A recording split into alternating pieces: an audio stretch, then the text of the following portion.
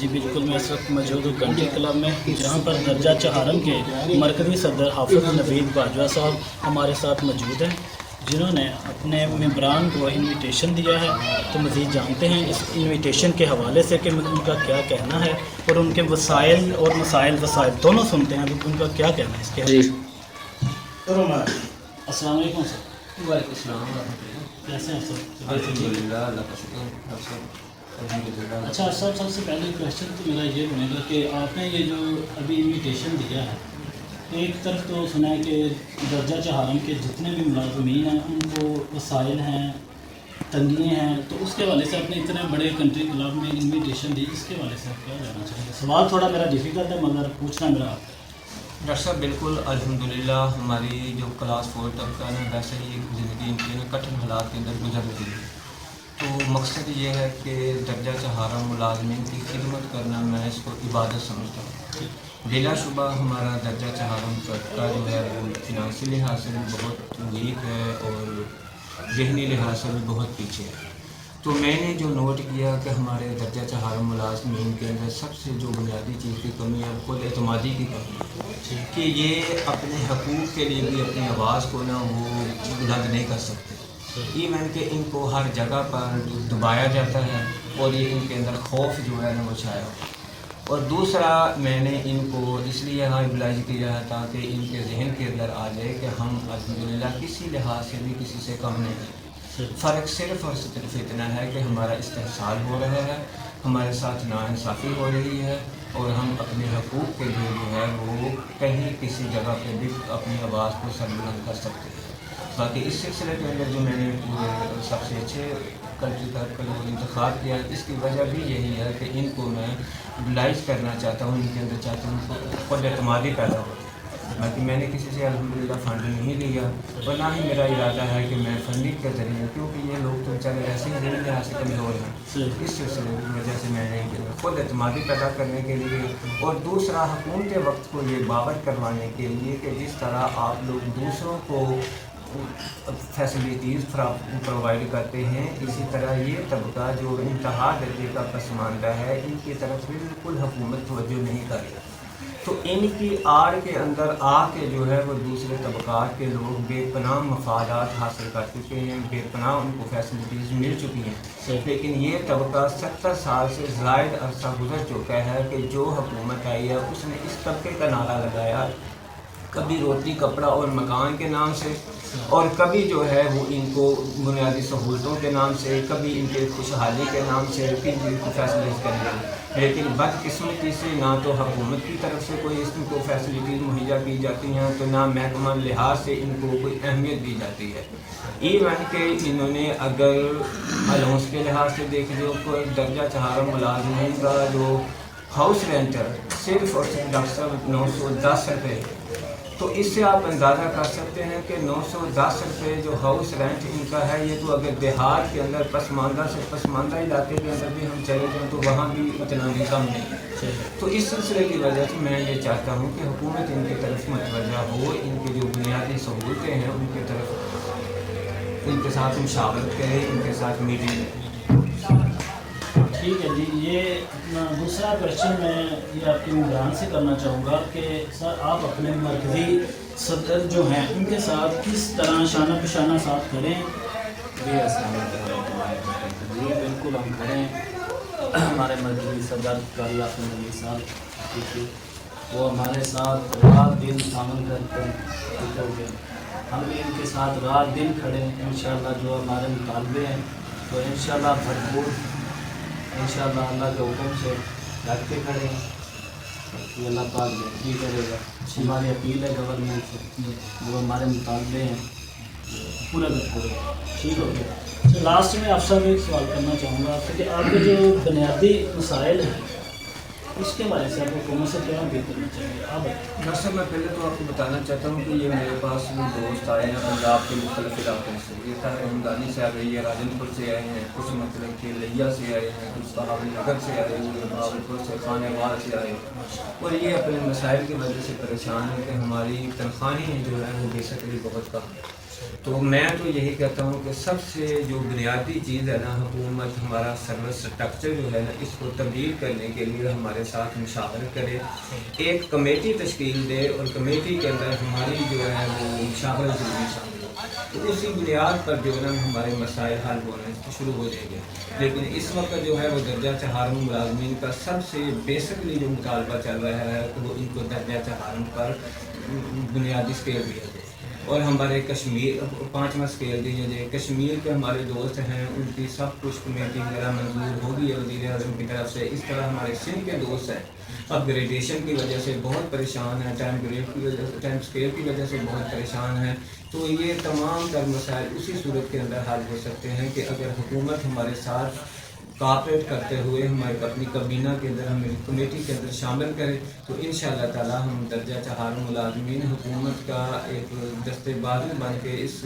ریاست کے باشندے ہیں، اس ریاست کے ہم شہری ہیں، اس ریاست کے لیے ہم خدمات دن رات کر رہے ہیں، تو حکومت جس وقت ہمیں خود ہمیں اعتماد میں لے گی تو انشاءاللہ تعالی ہم بھی خوشحال زندگی بسر کر سکیں گے۔ ٹھیک ہے، آپ بتا رہے تھے صبح چیئرمین وزیر سامنا اور سرپرستی والا جناب ہمارے صدر حافظ نوید احمد باجوہ صاحب نے اس کی میں تائید کرتا ہوں، کیونکہ ہمارے مرکز کے ایشو جو ہے وہ تو تمام صوبوں کے وہ تو حل ہوئے۔ ابھی جو ہمیں مرکز میں ابھی حال ہی وہ کامیاب کرنا ہوگا کہ ہمارے ملازمین کے پی سے، سندھ سے، بلوچستان سے اور پنجاب سے تمام ملازموں پہ ہمارا ایک مطالبہ تھا کہ جس طرح مہنگائی دن بہ دن بڑھ رہی ہے، اسی لحاظ سے ہماری پرفارمنس کے ساتھ الحمد للہ وہ ہمارے مطالبات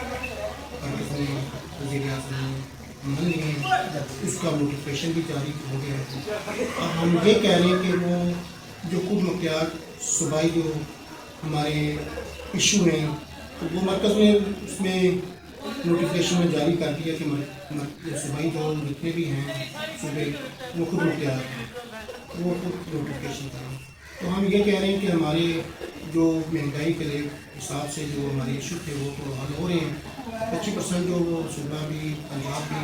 کے پی بھی، سندھ، بلوچستان بھی، وہ بھی نوٹیفکیشن جاری کر رہے ہیں۔ اب وزیر اعلیٰ پنجاب سے ہم ریکویسٹ کر رہے ہیں اور چیف سیکرٹری سے کہ جناب جلد از جلد ہمارا نوٹیفکیشن جاری کیا جائے، کیونکہ مارک سے یہ 25%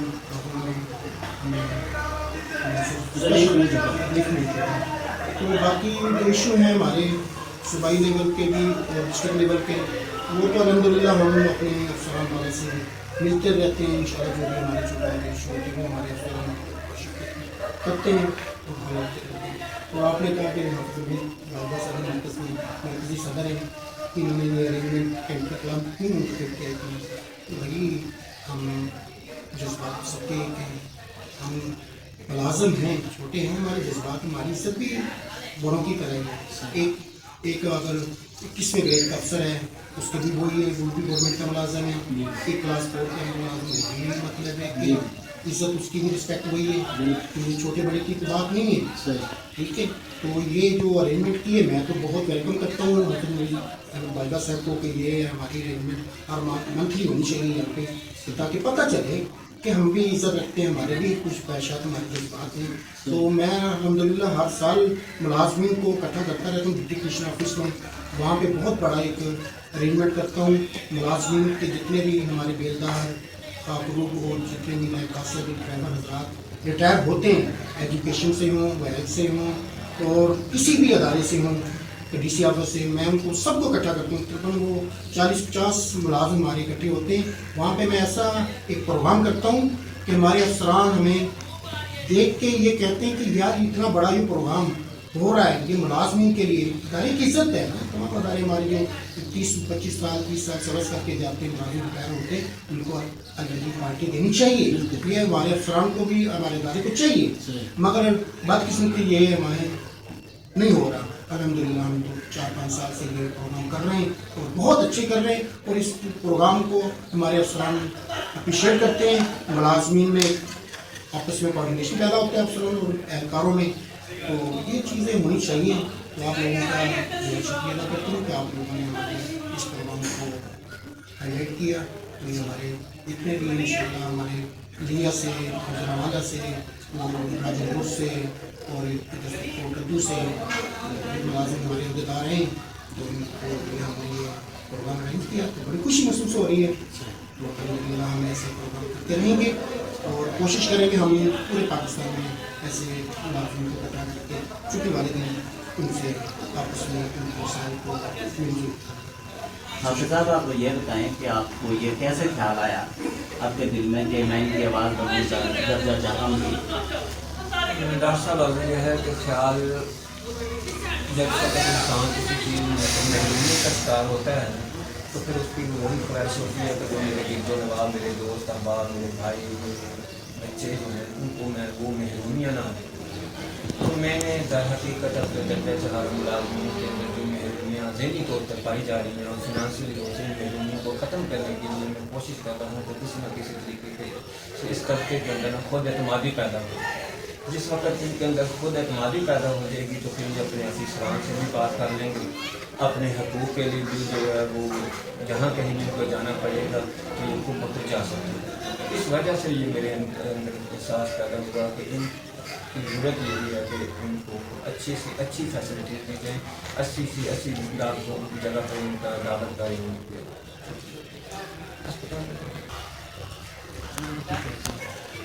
अच्छा सब आपसे एक क्वेश्चन और करना चाहूँगा कि शेख ज़ैद हॉस्पिटल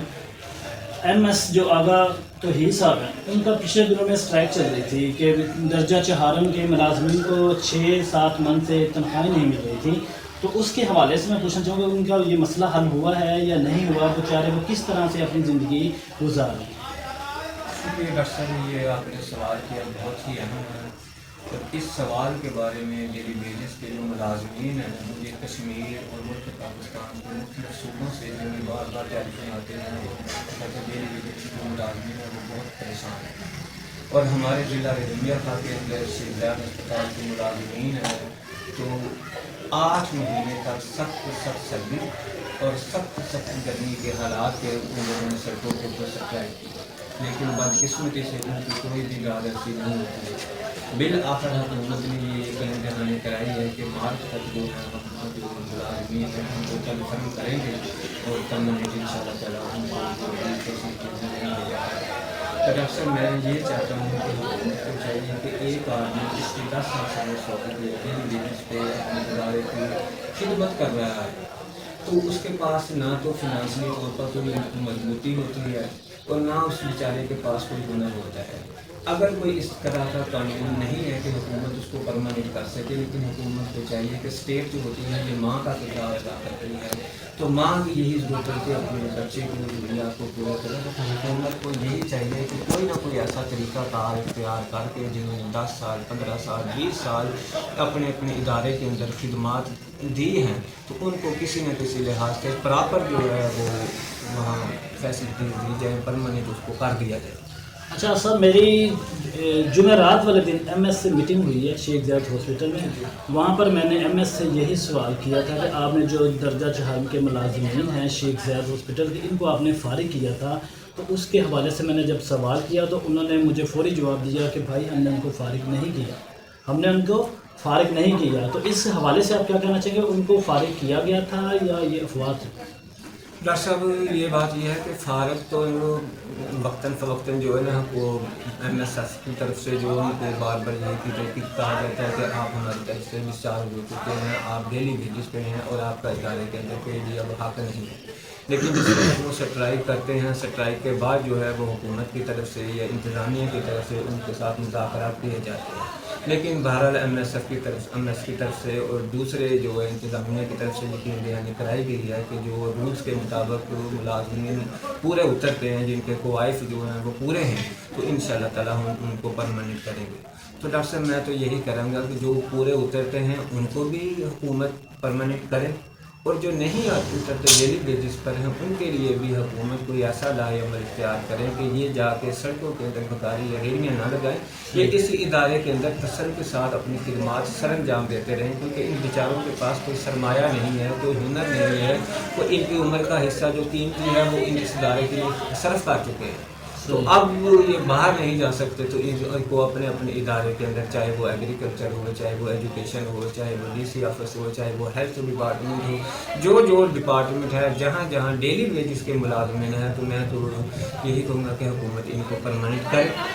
اگر حکومت ان کو پرماننٹ کر کے وہ فیسلٹیز پینشن وغیرہ نہیں دے سکتی، کوئی ان کے اوپر آبجیکشن آتا ہے، تب بھی ان کے لیے حکومت کوئی ایسا لاہے عمل اختیار کرے تاکہ ان کا روزگار جو ہے پراپر چلتا ہے۔ ٹھیک ہے، اپنا مرضی صدر صاحب سے ان سے ہماری بات ہوئی ہے، اور ان کے ممبران بھی ہمارے ساتھ موجود ہیں، جو راجن پور سے، کوئی لیا سے بھائی، جو یعنی کہ کافی اسٹرگل کے ساتھ سفر کر کے یہ اپنے مقام پر اپنے جو ان کو خواہش ہے کہ ہمارے مسائل حل ہوں، تو ان کی اللہ کرے ان کے یہ مسائل حل ہوں۔ ہماری بھائی لوگ کے ساتھ دعا ہے۔ کیمرہ مین ٹیم کے ساتھ وقار اللہ ہاشمی، ڈاکٹر یاسر علی، راز نیوز، رحیم۔